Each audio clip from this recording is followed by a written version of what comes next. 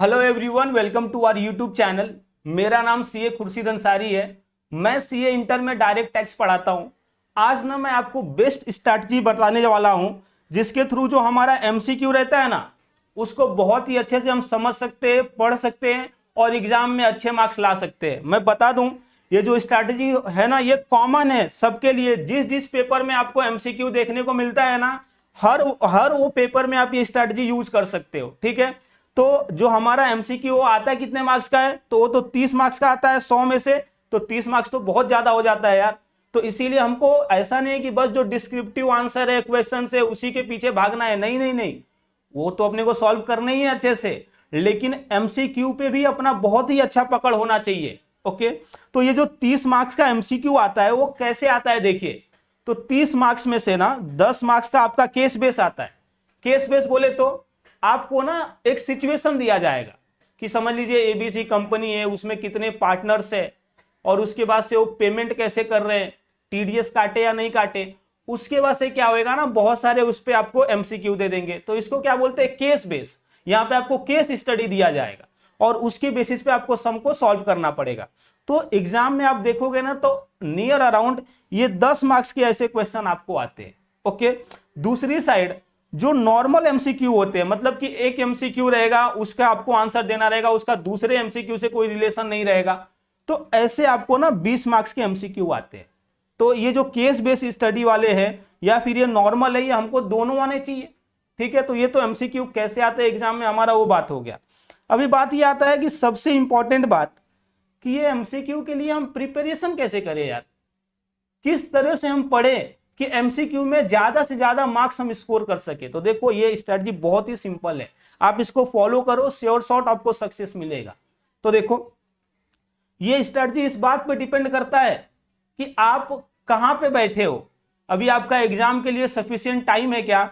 अगर जो आपके पास सफिशिएंट टाइम है तो इस केस में क्या करना है मालूम है, आपको किसी ऑथर का बुक नहीं खरीदना है जिसमें 2000 एमसीक्यू हो, 3000 एमसीक्यू हो और उसको सॉल्व करने बैठ जाओ। नहीं नहीं, आपको ना जितने आईसीएआई के एमसीक्यूज हैं, ठीक है ना, मॉक टेस्ट पेपर में आए हैं, आरटीपी में आए हैं, या उसने जो टेस्ट पेपर रिलीज किए उसमें आए हैं, ठीक है ना, या जो सैंपल से वो है, वो सभी आपको ना सॉल्व करने हैं।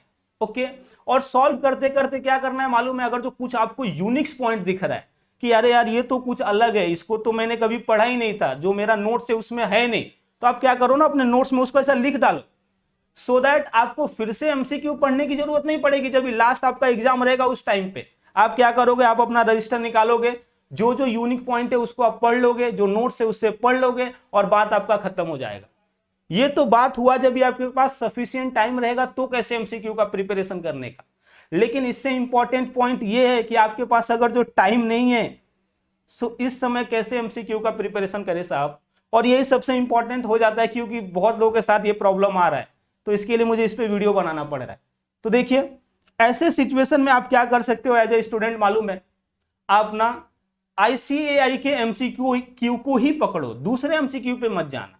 और देखो आईसीएआई का एमसीक्यू भी बहुत ज्यादा है, तो आईसीएआई का पूरा हम एमसीक्यू भी नहीं सॉल्व कर पाएंगे। तो आप क्या करो ना, जो नॉर्मल एमसीक्यू है 150-200 सॉल्व कर लो आप, ठीक है, और साथ ही साथ ये जो केस बेस वाला है वो भी 10 से 15 सॉल्व कर लो। तो इससे क्या होएगा ना, आपको एक आपका माइंड मैपिंग हो जाएगा कि यार क्वेश्चन आएंगे तो कैसे आएंगे, क्वेश्चन को आप कैसे समझोगे, एक वो आइडिया आ गया। ठीक है, ये तो आइडिया लेने के लिए कि हमारे को एग्जाम में एमसीक्यू आने वाले कैसे।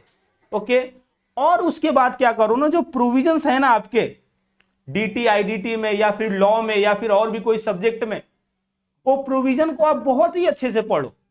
जो डेट्स है, टाइम्स है, नंबर्स हैं, उसको बहुत ही अच्छे से याद कर लो, सो दैट जो एमसीक्यू बन के आएगा उसको आप सॉल्व कर पाओगे। देखो एमसीक्यू तो आपके सिलेबस से ही आएगा ना, सिलेबस से बाहर तो नहीं आ सकता। तो इसीलिए मैं क्या बोल रहा हूं कि देखो पूरा एमसीक्यू तो सॉल्व करना पॉसिबल नहीं होगा, सो बिकॉज ऑफ दैट जो प्रोविजन है उसको बहुत ही अच्छे से आप पढ़ लो। ओके, और हो सके तो नोट्स भी बना लो जो आप प्रोविजन पढ़ रहे हो उसका, जो आपको यूनिक्स पॉइंट दिख रहे हैं, डेट हुआ, नंबर हुआ, टाइम हुआ ना, एक आप अलग से ही लिख लो और एग्जाम के टाइम पे उसको पढ़ लेना। तो इस तरह से हम ये जो एमसीक्यू है उसको सॉल्व कर सकते हैं, हमारे पास अगर जो टाइम नहीं है तो भी। तो ठीक है, तो आशा करता हूं आपको वीडियो बहुत अच्छा लगा रहेगा ये, और रिक्वेस्ट भी करता हूं कि आप हमारे चैनल को सब्सक्राइब कर लीजिए और ये जो वीडियो है अपने दोस्तों के साथ भी शेयर कीजिए, सो दैट वो भी इस वीडियो का बेनिफिट उठा सके। तो थैंक यू, मिलते हैं अगले लेक्चर में अगले टॉपिक के साथ।